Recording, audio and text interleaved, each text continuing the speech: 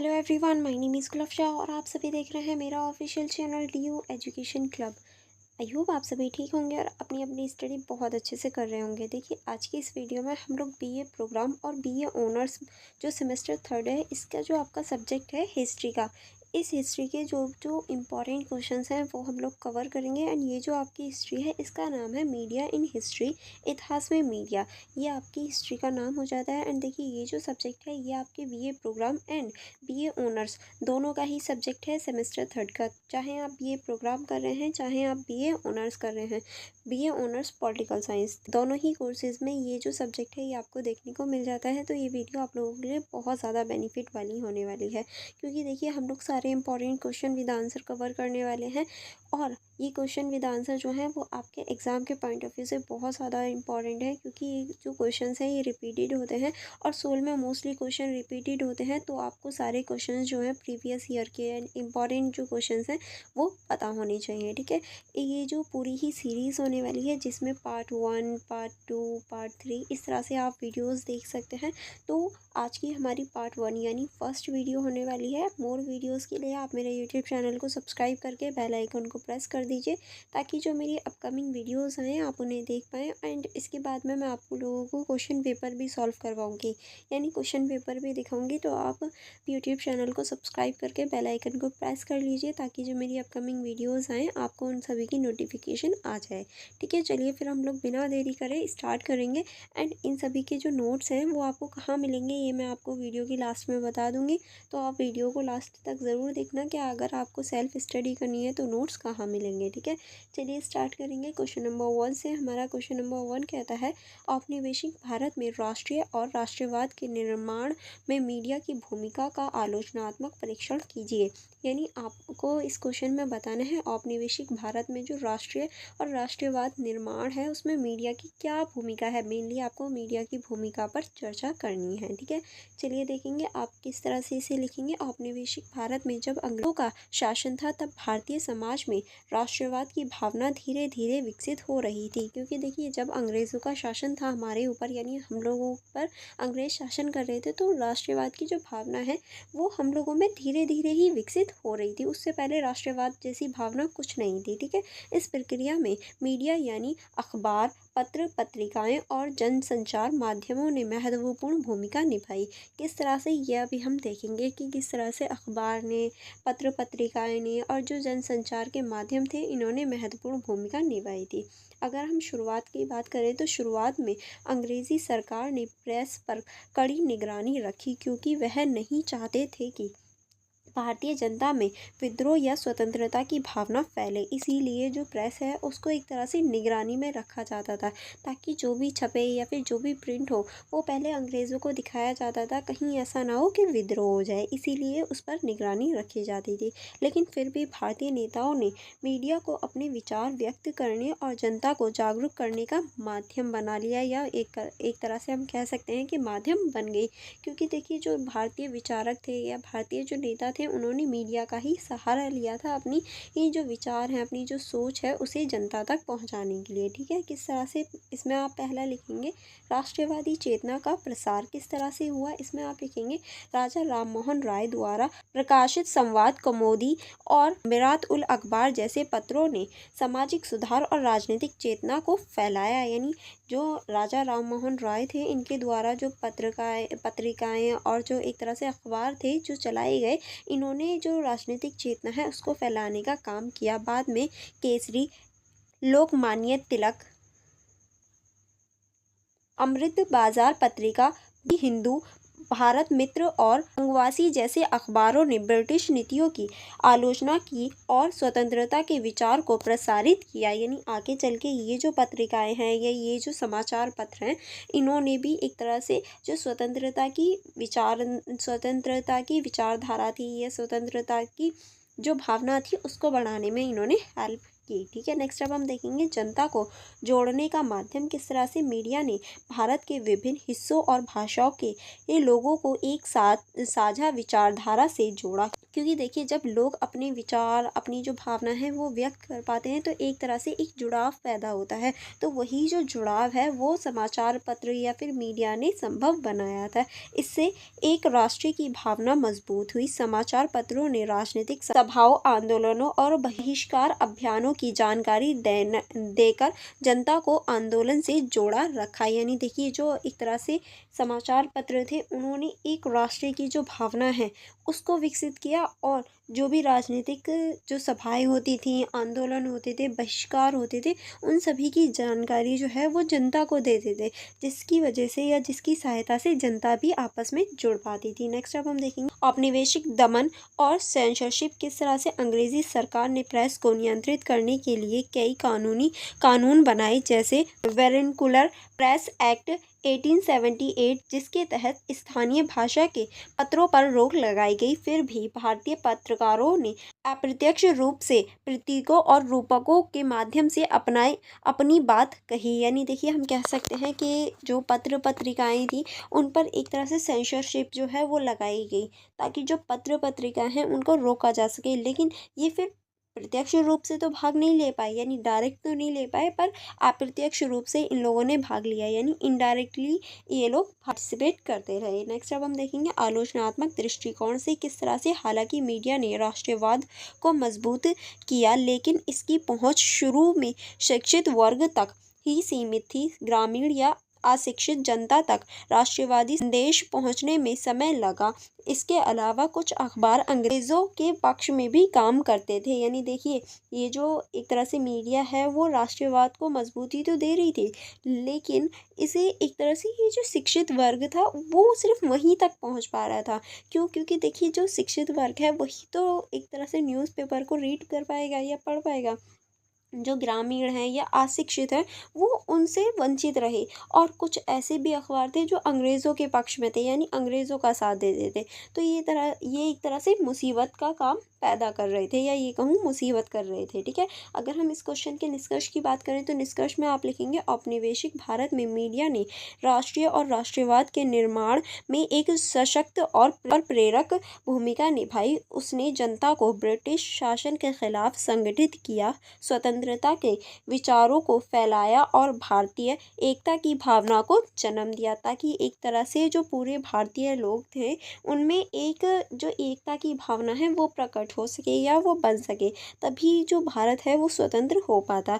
उस समय संसाधन सीमित थे, फिर भी मीडिया ने भारत को राष्ट्रीय के रूप में सोचने और आज़ादी की राह पर आगे बढ़ाने की दिशा दिखाई। यानी देखिए उस टाइम पे जो एक तरह से साधन थे, जो सोर्सेज थे वो बहुत कम थे, क्योंकि देखिए हर किसी के पास टीवी नहीं था या हर किसी के पास न्यूज़पेपर पढ़ने के लिए एक तरह से एजुकेशन नहीं थी। बट फिर भी जो मीडिया है उसने पूरे भारत को एक राष्ट्रीय बनाने की जो सोच है, या फिर ये कहूँ जो एक तरह से आज़ादी की जो राह है और जहाँ एकजुट लाने की जो एक तरह से सोच थी उसको संभव बनाया था। ठीक है, चलिए नेक्स्ट क्वेश्चन देखेंगे। नेक्स्ट क्वेश्चन है हमारा 1857 का विद्रोह और प्रेस अधिनियम पर चर्चा करें। यानी जो 1857 का विद्रोह हुआ था और जो प्रेस अधिनियम था इस पर आपको चर्चा करनी है। किस तरह से, चलिए देख लेते हैं। इसमें आप लिखेंगे 1857 का विद्रोह भारत के इतिहास की एक बहुत महत्वपूर्ण घटना थी, जिसे भारत का प्रथम स्वतंत्रता संग्राम भी कहते हैं। क्योंकि देखिए अगर इस टाइम पे हमारा पूरा भारत एक साथ होकर विद्रोह करता या एक साथ होकर लड़ाई लड़ता तो हम लोग 1857 में ही आज़ाद हो जाते। इसीलिए इसे स्वतंत्रता संग्राम भी कहते हैं। इस विद्रोह की शुरुआत मेरठ से हुई और जल्द ही यह पूरे उत्तर भारत में फैल गया। यानी इसकी जो स्टार्टिंग हुई थी वो मेरठ से होती है और ये जल्द ही पूरे उत्तर भारत में फैल जाता है। सैनिकों, किसानों, जमींदारों और आम जनता ने अंग्रेज़ों की नीतियों और अत्याचारों के खिलाफ एकजुट होकर बगावत की। यानी देखिए ये जो आंदोलन हुआ था, ये जो विद्रोह हुआ था, इसमें सैनिक भी थे, किसान भी थे, जमींदार भी थे और जो आम जनता थी वो भी शामिल थी। इस विद्रोह में मीडिया और प्रेस की भूमिका बहुत सीमित लेकिन प्रभावशाली थी। यानी सीमित तो थी लेकिन प्रभावशाली भी बहुत थी। उस समय कई भारतीय समाचार पत्र जैसे समाचार सुधार, वर्धन, हिंदू पैट्रियट, मखदूद आदि अंग्रेजी शासन की नीतियों की आलोचना करते थे। यानी ये सारे जो समाचार पत्र थे वो एक तरह से जो अंग्रेजी शासन था, अंग्रेजी जो नीतियाँ थी उनका विरोध करते थे। उनका एक तरह से उनकी नीतियों का जो आंदोलन है या उनकी नीतियों के खिलाफ जो आवाज़ है वो उठाते थे। वह भारतीय जनता के दुख दर्द पर नीति, धार्मिक मामलों में दखल और सैनिकों के साथ हो रहे अन्याय पर लेख लिखते थे। यानी जो भी भारतीयों के साथ दुख दर्द हो रहे थे, नीतियाँ बन रही थी और जो धार्मिक असमानताएं थी या सैनिकों के साथ जो अन्याय हो रहा था उन सभी के बारे में ये लोग लिखते। प्रेस ने लोगों में असंतोष और देशभक्ति की भावना को जगाने में महत्वपूर्ण भूमिका निभाई। क्योंकि देखिए जब प्रेस ने ये सारी चीज़ें लिखना शुरू किया तो लोगों में एक तरह से जो असंतोष है, जो देशभक्ति वाली भावना है वो आने लगी थी। नेक्स्ट अब हम देखेंगे 1857 के विद्रोह के बाद अंग्रेज सरकार ने यह महसूस किया कि प्रेस जनता को संगठित करने का एक सशक्त माध्यम बन सकती है। इसीलिए उन्होंने प्रेस पर कड़े नियंत्रण लगाने शुरू कर दिए ताकि प्रेस कभी भी एक तरह से मजबूत ना हो सके और ना ही लोगों को संगठित कर सके। इसी उद्देश्य से 1857 के बाद कई प्रेस अधिनियम लागू किए गए ताकि जो प्रेस है उसको एक तरह से रोका जा सके या फिर कंट्रोल किया जा सके। नेक्स्ट अब हम देखेंगे सबसे पहले 1857 के तुरंत बाद 1858 और 1849 में प्रेस पर निगरानी के आदेश जारी किए गए ताकि कोई भी अखबार सरकारी विरोधी सामग्री ना छाप सके। यानी इन दोनों सालों में क्या किया गया, ऐसे नियम कानून बनाए गए कि कोई भी सरकार के विरुद्ध कुछ भी ना छाप सके। बाद में 1878 में लॉर्ड लिटन ने वर्नेकुलर प्रेस एक्ट, देशी भाषा प्रेस अधिनियम पास किया जिसके उद्देश्य भारतीय भाषाओं के समाचार पत्रों को दबाना था। क्योंकि अंग्रेज़ों को डर था कि यह पत्र जनता को विद्रोही भावना फैला सकते हैं। इसीलिए इन्होंने जो एक तरह से जो स्थानीय भाषाएं थी उनमें भी जो समाचार पत्र थे उनको रोक दिया। इन कानूनों के तहत सरकार को किसी भी अखबार को बिना कारण बताए बंद करने का अधिकार मिल गया ताकि वो किसी भी अखबार को जहां उन्हें लगे कि हाँ ये विद्रोह कर रहा है उसे वहीं दबा सकें। ठीक है, नेक्स्ट अब हम देखेंगे इस प्रकार 1857 के विद्रोह के बाद प्रेस पर नियंत्रण बढ़ गया और स्वतंत्र अभिव्यक्ति की आज़ादी सीमित हो गई। लेकिन इसके बावजूद भारतीय पत्रकारों ने राष्ट्रीय चेतना को बनाए रखा और प्रेस को स्वतंत्रता आंदोलन का महत्वपूर्ण हथियार बना दिया। यानी ये सारे कारण जो हैं वो एक तरह से स्वतंत्रता आंदोलन को एक महत्वपूर्ण जो हथियार है वो प्रदान कर रहे थे ताकि जो स्वतंत्रता आंदोलन है वो बढ़ सके और जो एक तरह से स्वतंत्रता है वो प्राप्त हो सके। अगर हम इस क्वेश्चन के निष्कर्ष की बात करें तो निष्कर्ष में आप लिखेंगे 1857 का विद्रोह केवल एक सैनिक विद्रोह नहीं था बल्कि इसने भारतीय प्रेस को भी जागरूक किया। क्योंकि देखिए ये जो है ये सिर्फ सैनिक विद्रोह नहीं था, इसमें सारे ही लोगों ने पार्टिसिपेट किया था। यहाँ तक कि जो हमारी प्रेस है उसने भी पार्टिसिपेट किया था। ठीक है, प्रेस ने जनता की आवाज़ बनकर अंग्रेज़ों के अत्याचारों को उजागर किया और प्रेस अधिनियम के बावजूद स्वतंत्रता के विचारों को आगे बढ़ाया। यानी देखिए प्रेस एक तरह से जो जनता की आवाज़ है वो बन चुकी थी और जनता की आवाज़ बनकर अपनी जो चीज़ें थी वो प्रकट कर रही थी, अपनी जो चीज़ें हैं अपनी जो मांग है वो सबके सामने रख रही थी। और जो प्रेस अधिनियम थे उनके बावजूद स्वतंत्रता के जो विचार थे उन्हें आगे बढ़ाया था। आई होप आपको ये क्वेश्चन समझ में आ गए होंगे। अब हम नेक्स्ट क्वेश्चन की तरफ चलेंगे। नेक्स्ट क्वेश्चन है हमारा, भारत में राष्ट्रवाद के प्रसार में बाल गंगाधर तिलक के केसरी और मराठा के योगदान पर निबंध लिखिए। किस तरह से आप इसमें बाल गंगाधर तिलक और केसरी और मराठा के जो योगदान है उसके ऊपर आपको बताना है, उसके ऊपर आपको निबंध लिखना है। किस तरह से लिखेंगे चलिए देख लेते हैं। इसमें आप लिखेंगे भारत में राष्ट्रवाद के प्रसार में बाल गंगाधर तिलक का योगदान अत्यंत महत्वपूर्ण है। किस तरह से महत्वपूर्ण है ये आपने पहले भी पढ़ा होगा और अभी हम आगे भी पढ़ने वाले हैं। यह केवल एक स्वतंत्रता सेनानी ही नहीं बल्कि एक ऐसे पत्रकार भी थे जिन्होंने अपने लेखों के माध्यम से जनता को देशभक्ति और राष्ट्र की भावना को जगाया। यानी देखिए ये सिर्फ एक तरह से स्वतंत्रता सेनानी ही नहीं थे, बल्कि एक ऐसे पत्रकार भी थे जिन्होंने अपनी लेखन कला से, यानी लिखने की कला से, जो देशभक्ति है और राष्ट्रीयता है, या ये कहूँ राष्ट्रीय भाव है, उसको जगाया था जनता में। ठीक है। तिलक का मानना था कि स्वराज मेरा जन्मसिद्ध अधिकार है और मैं इसे लेकर रहूँगा। यानी देखिए ये जो नारा है ये तिलक ने कहा है, यानी जो हमारे बाल गंगाधर तिलक हैं उन्होंने ये कहा था कि स्वराज जो है वो मेरा जन्मसिद्ध अधिकार है और इसे मैं लेकर ही रहूँगा। ठीक है, ये इनका नारा था। ठीक है, चलिए आगे बढ़ेंगे। आगे अब हम देखेंगे तिलक ने 2 प्रमुख अखबारों की स्थापना की। पहले कौन सी अखबार था? तो पहला था हमारा केसरी, ये जो है ये मराठी में था, और दूसरा था हमारा मराठा जो कि अंग्रेजी में लिखा गया था। दोनों पत्रों का उद्देश्य था, क्या उद्देश्य था? जनता को अंग्रेजों की नीतियों के प्रति जागरूक करना, भारतीय संस्कृति और परंपरा का गौरव बढ़ाना और युवाओं में राष्ट्रीय प्रेम की भावना पैदा करना, ताकि जो युवा हैं वो राष्ट्रीय प्रेम की ओर बढ़े, ना कि अंग्रेजी संस्कृति की ओर। ठीक है, नेक्स्ट अब हम देखेंगे केसरी। केसरी अखबार सीधे आम जनता से जुड़ा हुआ था, क्योंकि यह मराठी भाषा में भाषित हुआ था। यानी जो केसरी अखबार है वो सीधा जनता से जुड़ा हुआ था, क्योंकि ये जो है ये मराठी भाषा में था, और मराठी भाषा जो है वो आम लोगों की भाषा थी, इसीलिए डायरेक्ट जनता से जुड़ा हुआ था। तिलक ने इसमें अंग्रेजी शासन की अन्यायपूर्ण नीतियों को आलोचना की और जनता को एकजुट होने का संदेश दिया। यानी तिलक जो हैं वो इस अखबार के माध्यम से जो अंग्रेज़ों की जो न्यायपूर्ण नीतियां थीं या फिर जो इनका अत्याचार था उसको प्रकट करते थे, ताकि जो जनता है वो एकजुट हो सके। श्री ने किसानों की समस्याओं, करों की अन्यायपूर्ण व्यवस्था और शिक्षा की दयनीय स्थिति पर भी लेख लिखा। यानी केसरी जो है इसमें क्या लिखा गया, जो किसानों की समस्याएं थी और करों की समस्याएं थी, कर जो अन्यायपूर्ण व्यवस्था थी करों की, शिक्षा में जो एक तरह से दयनीय स्थिति थी शिक्षा की, उस सभी के बारे में लिखा।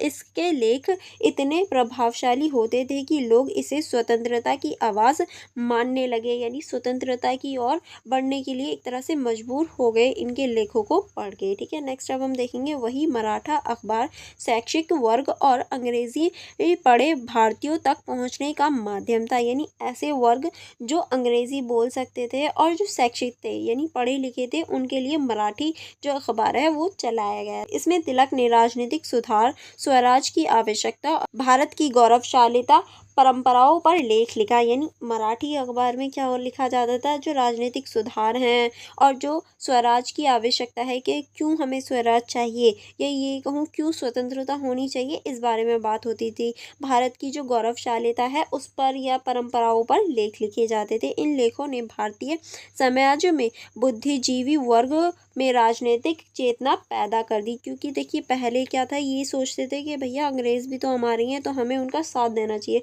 बट इस अखबार ने या फिर इन सारे विचारों ने जो बुद्धिजीवी थे और जो लोग थे उनके जो विचार थे उन्हें परिवर्तित कर दिया। ठीक है, नेक्स्ट अब हम देखेंगे ब्रिटिश सरकार को तिलक के इन अखबारों से बहुत खतरा महसूस हुआ। कई बार केसरी मराठा के लेखों के कारण तिलक को जेल भी जाना पड़ा। यानी देखिए अब जो अंग्रेज़ थे उन्होंने क्या किया कि उन्हें इन अखबारों से एक तरह से खतरा महसूस होने लगा, तो उन्होंने क्या किया कि जो एक तरह से जो तिलक हैं उन्हें जेल भी भेज दिया, ताकि ये जो अखबार हैं इन्हें रोका जा सके। लेकिन उन्होंने हार नहीं मानी और अपने लेख के ज़रिए राष्ट्रवाद की भावना को और मजबूत कर दिया। यानी देखिए इन्होंने ये जेल भी गए थे, बट इन्हें फिर भी हार नहीं मानी और जो राष्ट्रवाद की भावना है और एक तरह से जो ये कार्य कर रहे थे उसको कंटिन्यू रखा, उसको लगातार वो करते रहे और एक आज़ादी में महत्वपूर्ण भूमिका निभाते रहे। ठीक है, अब हम देखेंगे इस क्वेश्चन का निष्कर्ष। चलिए निष्कर्ष देख लेते हैं। निष्कर्ष में आप क्या लिखेंगे? निष्कर्ष में आप लिखेंगे तिलक के केसरी और मराठा ने भारत में राष्ट्रीय जागृति की लहर फैलाई। यानी एक तरह से हम कह सकते हैं जो तिलक द्वारा अखबार चलाए गए थे केसरी और मराठा, इन्होंने राष्ट्रीय जो जागृत है या राष्ट्रीय जो चेतना है उसकी एक तरह से लहर चला दी थी। उन्होंने जनता को यह विश्वास दिलाया कि यदि हम संगठित होकर संघर्ष करें तो स्वतंत्रता अवश्य प्राप्त होगी। उनके इन पत्रों ने भारतीय पत्रकारिता जागरूकताओं को स्वतंत्र आंदोलन का एक शक्तिशाली हथियार बना दिया। यानी देखिए इन्होंने ये एहसास दिलाया सभी लोगों को, ये एक तरह से विश्वास दिलाया कि सभी लोग अगर मिलकर संघर्ष करेंगे तो हमें स्वतंत्रता अवश्य प्राप्त होगी। अगर अकेला कोई इंसान करेगा तो हमें स्वतंत्रता कभी प्राप्त नहीं होगी। अगर हम स्वतंत्रता चाहते हैं या स्वतंत्रता प्राप्त करना चाहते हैं तो हमें मिलकर एक तरह से संघर्ष करना होगा। ठीक है, आई होप आपको यहाँ तक सारे क्वेश्चन समझ में आ गए होंगे। आपको किसी क्वेश्चन में या कहीं डाउट हो तो आप मुझसे पूछ सकते हैं। अदरवाइज़ इससे आगे के जो क्वेश्चंस हैं यहाँ से जो नेक्स्ट क्वेश्चन स्टार्ट होते हैं वो हम लोग वीडियो नंबर 2 में कवर करेंगे। ओके, अगर कहीं कन्फ्यूजन या कहीं डाउट हो तो आप मुझसे कमेंट बॉक्स में पूछ सकते हैं। Otherwise for more information for more videos आप मेरे यूट्यूब चैनल को सब्सक्राइब करके बेल आइकन को प्रेस कर लीजिए, ताकि जो मेरी अपकमिंग वीडियोस आएँ आप उन्हें देख पाएँ एंड अपनी स्टडी को कंटिन्यू कर पाएँ। एंड आप मेरा टेलीग्राम ग्रुप ज्वाइन कर सकते हैं, वहाँ आपको मेरी अपकमिंग वीडियोज़ एंड आपको किस सब्जेक्ट की वीडियोज़ चाहिए इन सभी के ऊपर डिस्कशन होता है। एंड आप मेरा टेलीग्राम चैनल ज्वाइन कर सकते हैं, जहाँ आप में इन सभी नोट्स की सेल्फ स्टडी कर सकते हैं, सेल्फ रीड आउट कर सकते हैं। अदरवाइज़ आप मेरे यूट्यूब चैनल की मेंबरशिप भी ज्वाइन कर सकते हैं। ठीक है, एंड आप मेरी इंस्टाग्राम आईडी भी चेकआउट कर सकते हैं। लिंक इन सभी का आपको डिस्क्रिप्शन बॉक्स में मिल जाएगा, तो आप डिस्क्रिप्शन बॉक्स चेक करना मत भूलिएगा। अगर फिर भी कहीं डाउट या कोई कन्फ्यूजन रहती है तो आप मुझसे कमेंट बॉक्स में भी पूछ सकते हैं, मैं वहाँ भी आपको आंसर दे दूँगी। ठीक है, आप वीडियो को लाइक करना एंड अपने फ्रेंड्स के साथ शेयर करना मत भूलिएगा, ताकि जिस तरह से ये वीडियोस आप लोगों के लिए या ये क्वेश्चंस आप लोगों के लिए इंपॉर्टेंट है, आपके फ्रेंड्स के लिए भी ऐसे ही इंपॉर्टेंट है। तो आप अपने फ्रेंड्स के साथ भी शेयर करना एंड वीडियो को लाइक करना मत भूलिएगा। चलिए फिर हम मिलेंगे नेक्स्ट वीडियो में। Thank you for watching everyone.